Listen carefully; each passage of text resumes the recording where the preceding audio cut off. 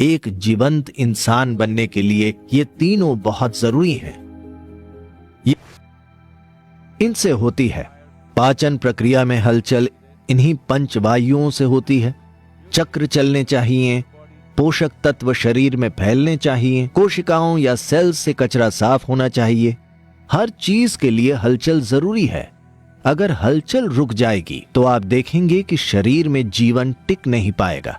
तो ये हलचल पूरी तरह से हो रही है या आधी अधूरी है, हम इसी पर ध्यान देना चाहते हैं। अगर आपकी नाभि के नीचे गैस पैदा होती है, यानी अगर आप वैसी चीजें खाते हैं जिन्होंने इनर इंजीनियरिंग की है, उन्हें हम ये बता चुके हैं। अगर आप बहुत ज्यादा कंद युक्त या ट्यूबरस चीजें जैसे आलू वगैरह खाते हैं तो आपकी नाभि के नीचे गैस पैदा होगी।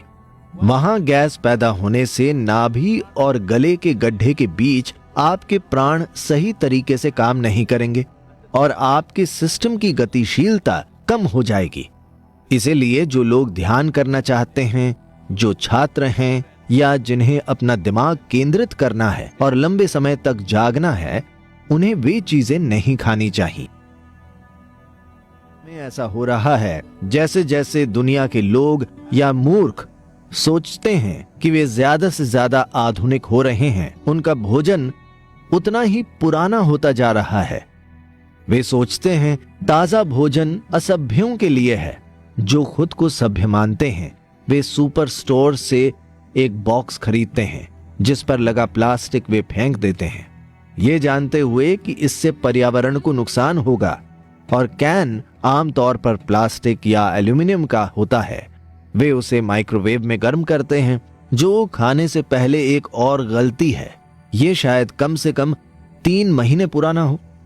नहीं, वो रेफ्रिजरेटर में था, उसमें प्रिजर्वेटिव हैं ताकि वो भोजन खराब ना हो। ये दोहरी भूल है। अब योग परंपरा में आपको हर पकी हुई चीज ज्यादा से ज्यादा 1.5 घंटे में खा लेनी चाहिए। कुछ चीजों के लिए 4 घंटे तक ठीक है, उसके बाद नहीं खाना चाहिए। वो चाहे जितना भी स्वादिष्ट या अच्छा हो, उसे छूना नहीं चाहिए, क्योंकि उससे सिस्टम में गैस बनेगी। गैस बस केवल पेट में ही नहीं है जो आप आसानी से महसूस कर सकते हैं, पर आपके सिस्टम में वायु बनेगी जो आपकी प्राण वायु के खिलाफ काम करेगी।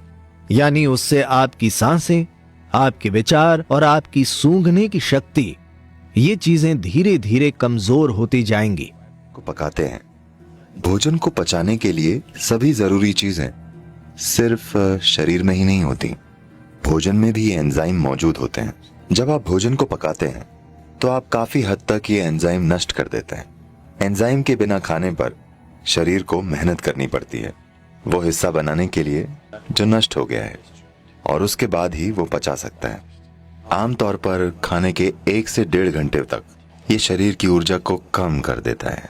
उसके बाद धीरे धीरे भरपाई होती है। क्या आपने देखा है? तो भोजन ऊर्जा के लिए है, लेकिन हम ऐसा भोजन बना रहे हैं कि वो पहले 1.5 घंटों में ऊर्जा ले लेता है, उसके बाद ही धीरे धीरे ऊर्जा देता है।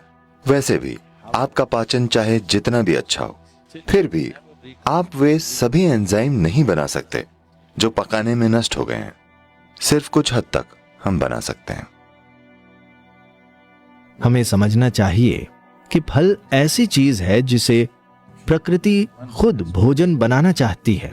आप एक अस्पताल के बिस्तर पर हैं तो कोई भी चिकन बिरयानी नहीं लाएगा, है ना? वे फल लाएंगे, क्योंकि आपके दोस्त और रिश्तेदार भी समझते हैं कि ठीक है, ये खाकर तुम बीमार हो गए, कम से कम अब समझदारी से खाओ। यही संदेश है। तो फल शरीर के लिए चमत्कार कर सकते हैं। फलों का पर्याप्त सेवन प्रणाली के लिए बहुत कुछ कर सकता है। कोई भी व्यक्ति बहुत जीवंत और सक्रिय बन सकता है, चाहे आपकी जीवन शैली कुछ भी हो। अगर आप अपनी दिमागी शक्ति और शारीरिक गतिविधि का उपयोग करना चाहते हैं तो यह बिल्कुल काम करेगा। पर आज बाजार में जो फल मिलता है, आज आप ऐसी कोई चीज नहीं खा सकते जो रासायनिक तौर पर प्रदूषित ना हो। अगर आप काफी ऑर्गेनिक भोजन खा रहे हैं तो बस वो ऑर्गेनिक केमिकल्स इस्तेमाल कर रहे हैं। हालात ऐसे हो गए हैं, कुछ ऐसा खाना बहुत मुश्किल है जो किसी जंगल में उगा हो और आप बस उसे तोड़कर खा सकें। ऐसा बहुत बहुत कम होता है। ऐसे लोगों का प्रतिशत न के बराबर है जो उस तरह की चीजें खा सकें। अब सब कुछ बाजार से आता है और बाजार में सब कुछ ज्यादा मात्रा से तय होता है, न कि क्वालिटी से। हम नहीं जानते कि उसमें क्या भरा होता है। ये एक छोटी सी समस्या है, क्योंकि मैंने ये साफ देखा है कि जैसे देसी फल हम बचपन में खाते थे और आज खेत में उगाए गए फल जो भारत में मिल रहे हैं, यानी यहाँ पूरी तरह से एक अलग मामला है। भारत में भी वे अब अलग हैं।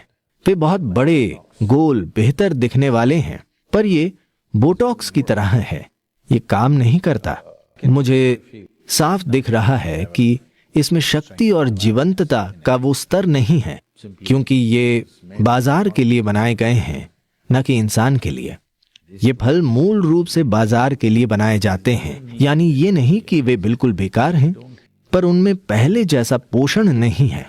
तो हमें उनके साथ कोई दूसरा भोजन खाना पड़ सकता है। हमें ये देखना चाहिए कि आप कैसे फलों के संपर्क में हैं, और मौसमी रूप से विभिन्न प्रकार के फल होते हैं।